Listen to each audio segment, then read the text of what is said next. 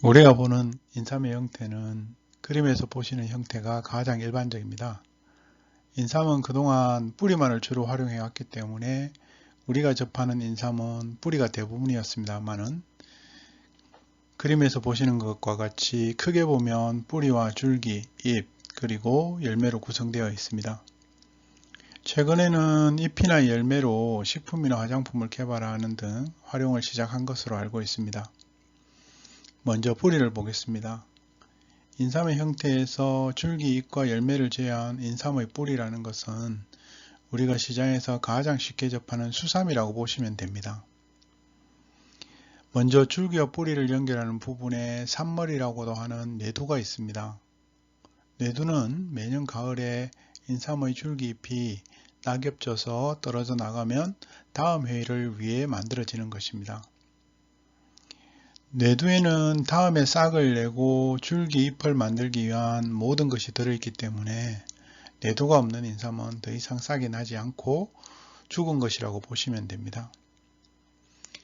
내두는 매년 만들어지고 싹을 내고 없어지며 줄기 흔적을 남기기 때문에 이 흔적을 세어 4년근, 5년근과 같은 연근을 판별하기도 했습니다만 여러가지 상황에 따라서 이 줄기 흔적이 나오기도 하고 나오지 않는 경우도 있기 때문에 정확한 방법은 아닙니다.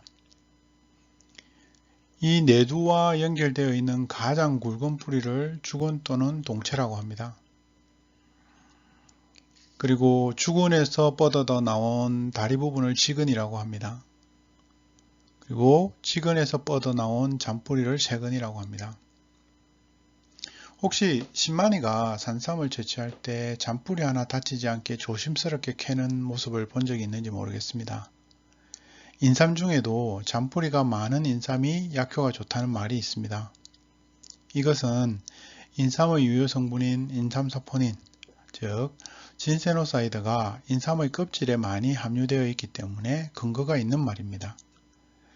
인삼의 뿌리가 굵어져도 진세노사이드는 껍질에 주로 있기 때문에 굵기가 작을수록 그램당 진세노사이드 함유량이 높다는 말입니다. 즉 뿌리가 가장 얇은 세근에 그램당 진세노사이드 함유량이 가장 높고 그 다음이 지근, 죽은 순으로 그램당 진세노사이드 함유량이 적어지는 것이죠.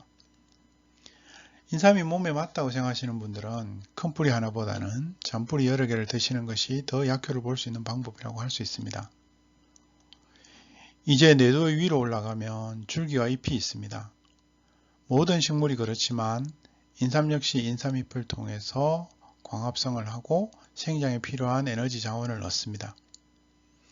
다른 식물의 잎에 비해 인삼잎이 조금 특별한 점은 다른 식물들은 잎의 열과 같은 자연적 환경이나 벌레와 같은 충해 등을 입으면 새로운 잎이 나지만 인삼은 처음 뇌두를 통해 발화해서 만들어진 잎에 해를 입으면 다시 새로운 잎이 나지 않고 그해 가을 낙엽이 질 때까지 그대로 간다는 것입니다.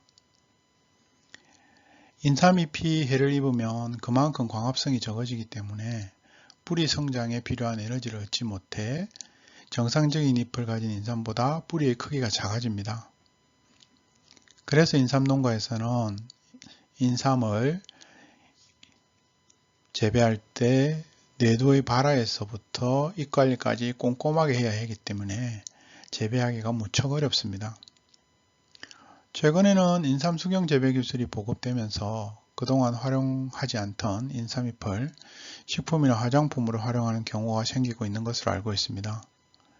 인삼잎을 식품이나 화장품으로 사용하는 것은 인삼잎에는 인삼 뿌리에 주로 분포되어 있는 진세노사이드와는 다른 종류의 진세노사이드와 또 다른 좋은 유효 성분들이 많이 함유되어 있기 때문입니다.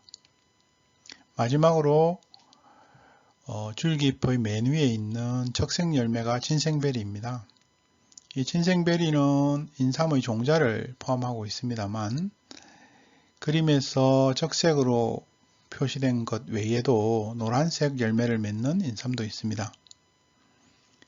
이 진생베리는 보통 줄기의 끝에서 꽃대가 만들어지고 그 끝에서 꽃이 피고 진 후에 열매를 맺습니다.